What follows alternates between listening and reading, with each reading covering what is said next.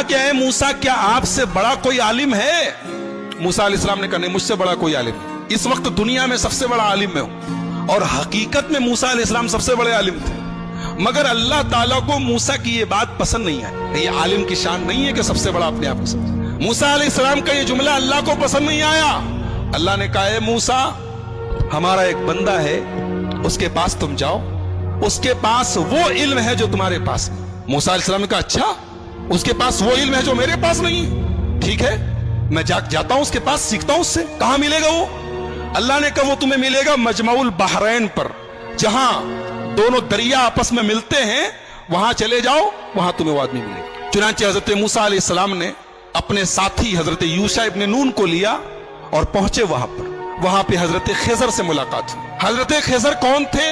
صحیح بات یہ ہے کہ یہ اللہ کے نبی تھے، اور اللہ تعالیٰ نے ان کو ایک مخصوص علم دیا تھا کہ جب کوئی انسیڈنٹ ہوتا تھا، کوئی واقعہ ہوتا تھا، تو اس واقعے کے پیچھے کیا ہونے والا ہے، اس کا انجام کیا ہونے والا ہے، وہ بھی اللہ ان کو بتا دیتا تھا۔ تو جب حضرت موسیٰ پہنچے ان کے پاس تو بڑے ادب سے کہا کہ حضرت میں آپ کے پاس آیا ہوں، آپ سے کچھ سیکھنا چاہتا ہوں، کہ آپ مجھے اجازت دیتے ہیں میں آپ کے ساتھ تھوڑا وقت گزار سکتا ہوں؟ حضرت خضر نے کہا کہ دیکھو میرے ساتھ تم وقت گزار نہیں پاؤ گے، اس لیے کہ میں بہت سا کام ایسا کروں گا جو تمہیں سمجھ میں نہیں آئے گا، اور تمہیں سمجھ میں نہیں آئے گا تم پوچھو گے، تم برداشت نہیں کرو گے، پوچھو گے، اور میرے ساتھ تم کوئی بات پوچھو گے تو میں تمہیں اپنے ساتھ رکھ نہیں سکتا۔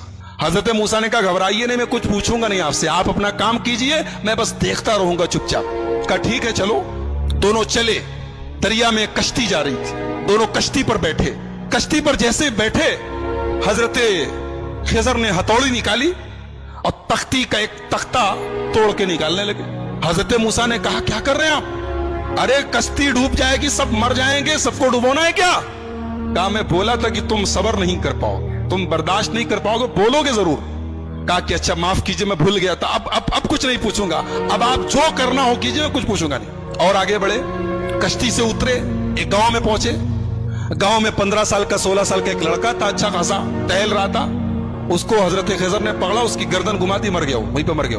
کہا رے اقتلت نفسا زکیۃ بغیر نفس، ایک معصوم بچے کو مار ڈالا آپ نے؟ قال الم اقل لك انك لن تستطيع معي صبرا، کہا کہ میں جانتا تو تم صبر نہیں کر پاؤ گے میرے ساتھ، تم برداشت نہیں کر پاؤ گے۔ کہا اچھا معاف کیجیے، اب آخری چانس دے دیجیے، اب اگر میں کچھ پوچھوں گا آپ مجھے چھوڑ دیجیے، آپ اپنے راستے میں اپنے راستے۔ کہا ٹھیک ہے۔ آگے پہنچے، ایک گاؤں میں گئے، ایک بستی میں گئے، دونوں بھوکے پیاسے تھے۔ جب بستی میں پہنچے تو وہ بستی جو تھی وہ کنجوسوں کی، بخیلوں کی بستی تھی۔ یہ دونوں پہنچے، بولے ہمیں بھوک لگی ہے، کچھ کھانے کو ملے گا کیا؟ تو بستی والوں نے کہا کہ تمہارے باپ کا مال ہے کہ چلے آئے اور ہم تم لوگوں کو کھانے پینے کو دیں گے، چلو جاؤ یہاں سے۔ بھگا دیا ان لوگوں نے۔ یعنی ایک نمبر کے بخیل اور کنجوس تھے، دونوں کو ایک آدمی کھانا کھلانے کو تیار نہیں۔ دونوں بیچارے بھوکے پیاسے تھکے ہارے گاؤں کے ایک مکان کی دیوار کے پاس بیٹھے تھے۔ اچانک دیوار گرنے لگی، حضرت خضر کھڑے ہوئے اور اللہ نے ان کو ایک مخصوص طاقت دی تھی، دیوار گر رہی تھی، انہوں نے کھڑے ہو کے دیوار کو سیدھا کر دیا۔ حالانکہ وہ اکیلے ایک آدمی کے بس کی چیز نہیں تھی، لیکن اللہ نے ان کو پاور دیا تھا، انہوں نے کھڑے ہو کے دیوار ٹھیک کر دی۔ موسیٰ علیہ السلام جلالی پیغمبر تھے، پہلے ہی غصے میں تھے، ان لوگوں نے کھانا اور پانی تک نہیں پوچھا تھا، مہمان نوازی نہیں کی تھی۔ کہا کہ آپ بڑے خیر خواہ بنتے ہیں، بڑے دریا دل بنتے ہیں، ان لوگوں نے پانی تک نہیں پوچھا اور آپ چلے، ان کی دیوار گر رہی تھی، آپ کو ٹھیک کرنے کی کیا ضرورت تھی؟ آپ پہلے پیسہ لے لیتے، کچھ معاوضہ طے کر لیتے۔ قال ھذا فراق بینی و بینک، کہا کہ اے موسیٰ اب یہاں سے آپ اپنے راستے میں اپنے راستے۔ آپ نے کہا تو میں بولوں گا نہیں اور آپ ہر جگہ بول دیے۔ اب میں بتاتا ہوں کہ وہ تینوں کام میں نے کیوں کیا تھا۔ ہم لوگ جس کشتی میں جا رہے تھے وہ کشتی کچھ غریبوں کی کشتی تھی، کچھ غریب لوگ تھے، وہ بیچارے کشتی پر چلاتے تھے، وہی ان کی انکم کا ذریعہ تھی۔ آگے ایک ظالم بادشاہ تھا، وہ ظالم بادشاہ جب کوئی کشتی دیکھتا تھا، اگر کشتی صحیح سلامت ہوتی تھی تو کشتی کو لوٹ لیتا تھا، اور اگر کشتی دور سے ہی عیبدار نظر آتی تھی تو چھوڑ دیتا تھا۔ میں نے تختہ نکال دیا تاکہ وہ ظالم بادشاہ کشتی کو لوٹے نہ، اور جو لڑکا تھا جس کو میں نے گردن پکڑ کے مار دیا تھا، اس لڑکے کے ماں باپ بہت نیک تھے، مومن تھے، ایمان والے تھے، اور وہ لڑکا آگے چل کے اپنے باپ کا نافرمان، اپنی ماں کا نافرمان اور کافر ہونے والا تھا۔ تو میں نے اللہ کے حکم سے اس کو ختم کر دیا، اور اللہ اس بچے کے بدلے ان کو ایک نیک بچہ دے گا جو ان کی آگے چل کے ایمان والا بنے گا اور ان کی خدمت کرے گا۔ اور جو دیوار میں نے ٹھیک کر دی تھی वो दरअसल जिस मकान की दीवार थी वो मकान 2 यतीम बच्चों का था। उनका बाप जब मरने लगा तो उसने अपनी सारी जमा पूंजी, बच्चे छोटे छोटे थे, सारी जमा पूंजी अपने मकान की एक दीवार के नीचे दफन कर दिया। और वो बच्चे बेचारे अभी छोटे छोटे थे, यतीम बच्चे थे। अगर दीवार गिर जाती तो वो बस्ती जो थी, गांव वाले एक नंबर के हरीस और लालची और बखील लोग थे, हमें एक गिलास पानी तक नहीं पूछा, वो दीवार के नीचे का सारा खजाना लूट लेते और वो बेचारे यतीम बच्चों का हक मारा जाता। तो अल्लाह के हुक्म से मैंने दीवार को ठीक कर दिया ताकि जब बच्चे बड़े हो जाएं तो फिर अल्लाह ताला उनके बाप का खजाना उन्हें पहुंचा दे। और अल्लाह ने ऐसा क्यों किया? इसलिए कि उन दोनों बच्चों का जो बाप था वो बहुत नेक था। नेक बाप की औलाद परेशानी में पड़े ये अल्लाह ताला ने पसंद नहीं किया। अगर बाप नेक है तो औलाद की अल्लाह मदद करता है। एक नुक्ता यह मिला कि अगर आदमी नेक हो तो उसके मरने के बाद भी उसकी औलाद को फायदा पहुंचता है, ये इस आयत से पता चला। बहरहाल ये हजरत खिजर का वाकया था, हजरत मूसा का वाकया कुरान करीम के 15वें पारे के लास्ट में और 16वें के शुरू में ये वाकया बयान किया गया। मूसा अलैहिस्सलाम की जो कौम थी, अल्लाह ने बहुत इनाम उनके ऊपर किया। इनके ऊपर आसमान से खाना उतरता था, इनको भूख लगती थी, खाना उतरता, मन्नो सलवा। पानी की जरूरत पड़ी, मूसा अलैहिस्सलाम ने लाठी को जमीन पे मारा, जमीन से चश्मा बहने लगा। इनको धूप बहुत तेज लगी, आसमान में बादल का साया आ गया।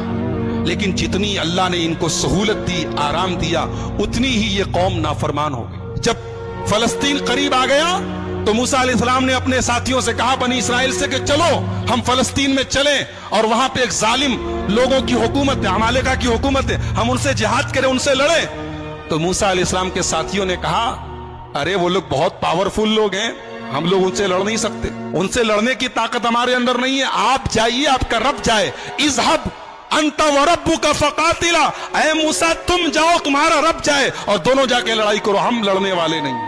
ये हाल था बनी इसराइल का। ऐसे ही नहीं हम लोग सूरह फातिहा में पढ़ते, गैरिल मग़ज़ूबि अलैहिम वलद्दालिन, ऐ अल्लाह उनके रास्ते पर नहीं चलाना जिनके ऊपर तेरा गजब उतरा। अल्लाह ने इसको जितना नवाजा था, इस कौम ने उतनी ही नाफरमानी और उतनी ही बदकारी की। सोचिए अल्लाह की कितनी बड़ी गुस्ताखी है, रसूल की कितनी बड़ी गुस्ताखी। कह रहे हैं मूसा तुम जाओ, तुम्हारा रब जाए, तुम लड़ो, हम नहीं लड़ेंगे। और दूसरी तरफ हमारे प्यारे नबी जनाब मोहम्मद रसूलुल्लाह सल्लल्लाहु अलैहि वसल्लम जब ग़ज़वा बद्र के मौके पर अपने सहाबा से मशवरा करते हैं, अपने सहाबा से मशवरा करते हैं और अपने अंसारी सहाबा से पूछते हैं कि तुम लोग क्या करोगे? तो अंसारी सहाबा कहते हैं, अल्लाह के नबी, हम कोई मूसा के साथी थोड़ी हैं जो कह दे कि आप जाइए, आप लड़िए, हम बैठे रहेंगे। आए अल्लाह के नबी, अगर आप समुंदर में उतरने कहेंगे, आपके सहाबा समुंदर में उतरने को तैयार है। इसीलिए हमारा ईमान है कि दुनिया में जितने नबी आए, जितने रसूल आए, सारे रसूलों में सबसे बेहतरीन सहाबा, सबसे बेहतरीन साथी अगर किसी को मिले तो हमारे प्यारे नबी मोहम्मद रसूलुल्लाह सल्लल्लाहु अलैहि वसल्लम को मिले। तो इन लोगों ने कहा कि मूसा आप जाइए, आपका रब लड़े, हम नहीं लड़ेंगे। अल्लाह ने सजा नाजिल की कि अब 40 साल तक तुम लोग फलस्तीन को फतह नहीं कर सकते, अब 40 साल तक इसी सहरा में तुम घूमते रहो, इसी में परेशान रहो। और उसी 40 साल के दौरान हजरत मूसा का इंतकाल हो गया। बाद में उनके जानशीन बने हजरत यूशा इब्ने नून और उनके दौर में फलस्तीन फतह हुआ और फलस्तीन पर फिर बनी इसराइल का कब्जा हुआ। तो ये चूंकि हजरत मूसा की जिंदगी के बाद का वाकया है, इसलिए वो हमारी गुफ्तगू का टॉपिक नहीं है। हजरत मूसा की जिंदगी में हमारे लिए बहुत सारी इबरत और नसीहत है। सबसे बड़ा सबक ये है, जिसको अल्लाह रखे उसको कौन चखे, जिसको अल्लाह रखे उसको कौन चखे। मूसा अलैहिस्सलाम पानी में उनकी मां डाल देती है, लेकिन अल्लाह ने कैसे बचाया है। और फिरौन जो उनका दुश्मन था, उसके दरबार में अल्लाह ने उनको उनकी परवरिश करवाई है। और फिर अल्लाह ने उस मौके पर जब मूसा की पूरी कौम, मूसा अलैहिस्सलाम की पूरी कौम कहती है कि हम पकड़ लिए जाएंगे, गिरफ्तार हो जाएंगे, लेकिन हजरत मूसा ने अल्लाह की जात पर ऐसा भरोसा और यकीन रखा कि अल्लाह ने उनके भरोसे की लाज रखी और समुंदर के अंदर, दरिया के अंदर रास्ता बना दिया। तो मेरे भाइयों, बहुत सारे सबक हैं, बहुत सारी इबरतें हैं, नसीहतें हैं। आइए हम अल्लाह से दुआ करें, अल्लाह ताला इस जलीलुल क़द्र पैगंबर की सीरत को हम सबको समझने की और इससे जो इबरतें नसीहतें हासिल हो रही हैं उन्हें अपनाने की तौफीक अता फरमाए। रब्बुल आलमीन हमें नबियों के वाक़यात को पढ़ने और सुनने की तौफीक अता फरमाए। रब्बुल आलमीन हमारी इस्लाह फरमाए। रब्बुल आलमीन आज के हमारे जमा होने को कबूल फरमाए। कहने और